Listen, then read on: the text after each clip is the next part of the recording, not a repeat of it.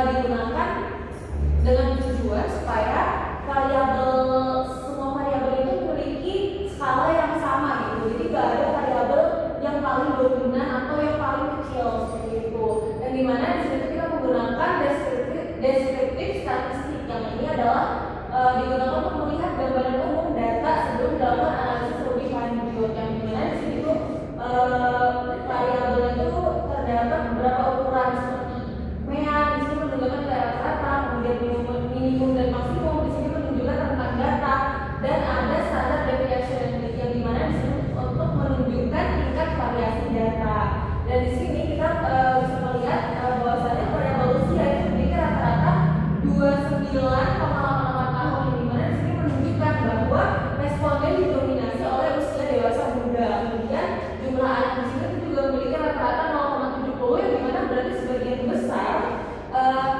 responden memiliki sedikit atau tidak memiliki anak. Kemudian selanjutnya di sini adalah penghasilan rata-rata sebesar 630.000 dengan rentang yang cukup luas, yang dimana ini menunjukkan adanya perbedaan tingkat ekonomi antar responden. Dan selanjutnya adalah pada bagian pengeluaran rata-rata di sini sebesar 186, juga di sini menunjukkan variasi yang cukup besar dalam pola konsumsi. Dan di sini selanjutnya adalah aktivitas seperti menonton TV dengan nilai 16,77 jam, dan ada belanja dengan nilai 9,94 jam, yang dimana ini tergolong cukup tinggi. Sedangkan pada kegiatan membaca yaitu 73 jam, yang dimana itu berada pada tingkat sedang. Selanjutnya ada pada kepemilikan kendaraan dan alat pembayaran relatif. Di sini nilai mereka itu rendah hingga sedang, yang dimana di sini menunjukkan karakteristik ekonomi responden.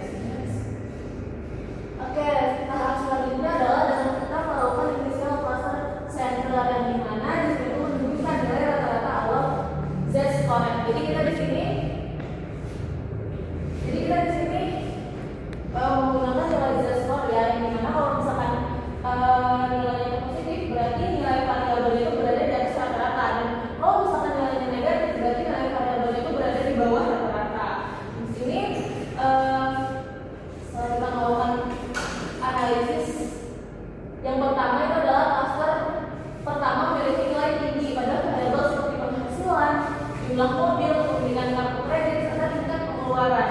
Dan di mana hal ini menunjukkan bahwa cluster ini terdiri dari kelompok dengan kondisi ekonomi lebih tinggi dan tingkat konsumsi yang besar. Kemudian yang cluster kedua itu adalah memiliki nilai tinggi pada jumlah anak. Itu juga udah saya kotakin pada jumlah anak dan aktivitas menonton TV, namun relatif lebih rendah pada penghasilan, di mana hal ini menunjukkan bahwa cluster ini mencerminkan kelompok dengan karakteristik keluarga dan aktivitas tertentu. Kemudian yang terakhir itu ada cluster 3, yang dimana didominasi oleh nilai negatif pada hampir seluruh variabel. Terus saya kotakin yang paling tinggi, yang dimana di sini menunjukkan bahwa kelompok ini itu memiliki cenderung berada di bawah rata-rata dalam berbagai aspek. Next.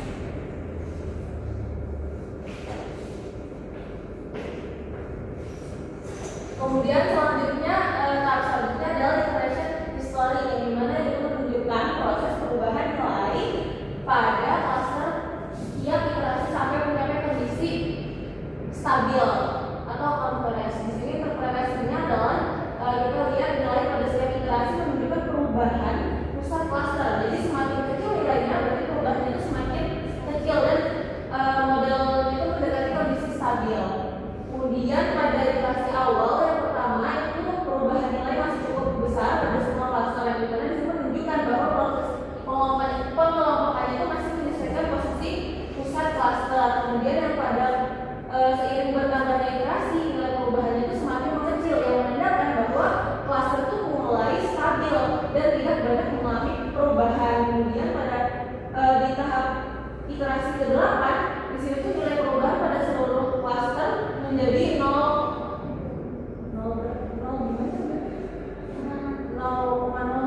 ya, 0,00, yang dimana itu menunjukkan bahwa proses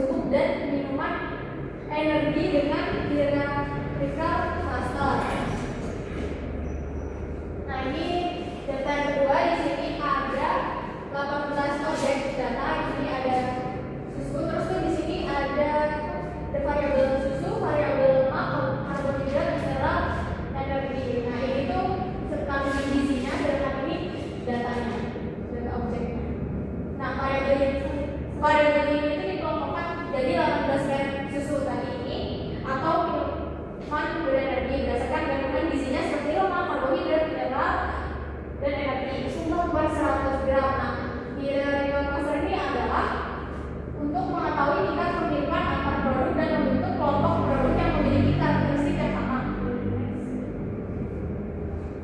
Selanjutnya ini ada test processing summary. Apa selanjutnya? Yaitu digunakan untuk melihat jumlah data yang digunakan ini dalam analisis ini tuh udah valid atau belum atau ada yang hilang datanya. Nah di sini di sini di tabel ini dijelasin ada gambar ini data yang valid ini berjumlah 18 sudah selesai. Nah ini data isinya nggak ada 0 berarti nggak ada data yang hilang, berarti tandanya kalau nggak ada data yang hilang berarti udah valid dalam data ini sudah valid dalam analisis pasar. Lalu total dari data ini keseluruhan adalah 18. Nah kita menggunakan metode jarak yang disebut skor Euclidean distance. Apa sih artinya itu? Gimana cara kita ini mengukur cara kita mengukur dalam kandungan dari susu itu, gizi susu itu kalau misalnya jaraknya mirip itu pasti dia masuk ke dalam kelompok yang sama. Tapi kalau misalnya jaraknya semakin besar, semakin itu berarti tandanya nggak mirip. Nah itu bakal masuk dibedakan kelompok yang lain gitu. Boleh next. Nah yang ketiga adalah cluster probability matrix. Yang dimana apa sih itu cluster probability matrix? Nah itu untuk membantu kita melihat produk mana sih yang mirip banget sama produk mana tuh yang beda banget. Nah jadi ini tuh ngebentuk dalam pembentukan cluster. Nah ini tuh udah saya lebih enak cara membacanya begini, itu di sini ada bagian baris di atas kolom. Nah ini tuh baris dan kolom ini tuh isinya dari 18 objek susu tadi tuh, 18 data susu tadi itu macam-macam 18 data itu.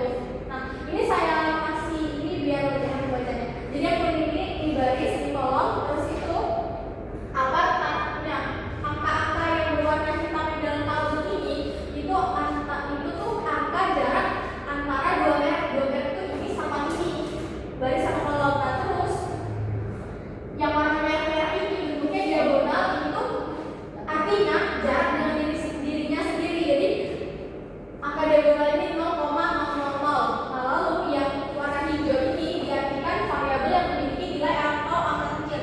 Itu artinya sama dengan mirip. Jadi cara membacanya begini. Ini kan ada Friesian fact. Yang di sini Friesian fact apa ini? Friesian fact instan. Lalu ini ada Dencom full cream. Nah Dencom full cream sama Friesian fact instan ini mirip karena dia nilainya 0,03 atau di bawah 0,05. Terus ini juga ada contohnya lagi Friesian fact full cream sama Indomie full cream. Nah ini juga di bawah 0,05 atau ini 0,08 nilainya mereka. Jadi mereka ini adalah jaraknya mereka ini tuh mirip. Jadi bisa diklasterkan ke dalam kelompok yang sama karena mereka mirip, jaraknya kecil nilainya. Nah lalu yang warna biru ini adalah variabel yang memiliki nilai atau angka besar. Jadi itu bisa diartikan sama dengan nggak mirip. Nah ini contohnya kayak ini. Ini ada Nestle, Carnation, sama Hot Coklat. Lalu di sini ada dari Hot Coklat juga sama Nestle Carnation. Nah ini tuh sama-sama mereka ini nilainya 41,555 berarti di bawah 0,5. Nah mereka ini jaraknya ini sangat besar berarti dapat diartikan tidak mirip. Jadi dia pengelompokan clusternya bisa berbeda, tidak sama. Next. Oke, selanjutnya kita ada cluster aggregation itu bentuknya adalah pengklasteran dengan dua grup yang berbeda, yaitu dengan table agglomeration schedule. Apa sih agglomeration itu? Itu adalah metode cluster yang menggabungkan kelompok berdasarkan rata-rata jarak antar anggota cluster. Nah, di sini yang pertama itu ada penjelasan stage orang yang warna biru ini, itu adalah tahapan penggabungan antar objek datanya. Terus yang kedua ada cluster combine, yaitu menunjukkan cluster mana yang digabung. Yang di sini. Selanjutnya yang ketiga koefisien, menunjukkan jarak atau nilai saat penggabungan. Pada tahap awal nilai koefisien relatif kecil yang menunjukkan bahwa objek yang digabung memiliki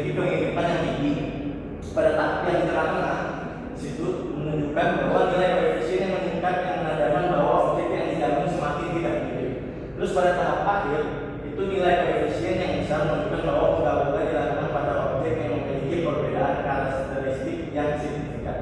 Next. Nah, terus di sini ada cluster membership. Di sini pada kalau kita lihat di cluster membership itu ada beberapa kotak yang merah sama oranye itu. Untuk yang merah itu untuk tentang solusi cluster. Terus yang oranye ini adalah objek yang ingin dianalisis. Nah, apa sih cluster membership itu? Cluster membership itu adalah cluster membership menunjukkan pengelompokan setiap objek atau data ke dalam cluster tertentu berdasarkan hasil analisis cluster itu. Terus interpretasinya di sini yaitu setiap objek atau produk ditempatkan ke dalam cluster yang memiliki karakteristik yang paling sesuai. Hasil menunjukkan bahwa sebagian besar objek cenderung konsisten berada pada cluster yang sama ketika jumlah cluster dikurangi dari 4 ke 3 hingga ke 2 cluster. Terus pada cluster 3 ya, pada 3 cluster terlihat pembagian yang lebih seimbang dan jelas dibandingkan 4 cluster yang masih terlalu terpecah. Pada 2 cluster, pengelompokan menjadi terlalu umum karena beberapa objek yang sebelumnya berbeda justru digabung dalam satu kelompok. Hal ini menunjukkan bahwa penggunaan 3 cluster merupakan jumlah yang paling optimal karena mampu membedakan karakteristik objek dengan lebih jelas tanpa terlalu menyederhanakan data. Oke, next. Nah, di sini ada table dendrogram. Apa sih table dendrogram itu? Jadi table dendrogram itu merupakan diagram berbentuk pohon yang digunakan untuk menunjukkan proses pengelompokan clustering secara hierarki berdasarkan tingkat kemiripan antar objek. Nah, jadi di sini seperti apa ya? Merupakan seperti pohon pengelompokan. Interpretasinya itu dendrogram menunjukkan bagaimana setiap produk mulai dari individu kemudian bergabung menjadi kelompok atau cluster berdasarkan tingkat kemiripan. Objek yang bergabung pada jarak yang dekat di bagian kiri menunjukkan memiliki kemiripan yang tinggi, sedangkan yang bergabung pada jarak yang jauh atau kanan menunjukkan perbedaan yang lebih besar.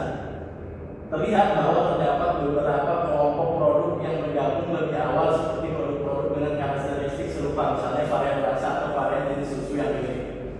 Penggabungan terbesar terjadi pada jarak yang cukup jauh, yang menunjukkan adanya perbedaan yang jelas antara kelompok besar.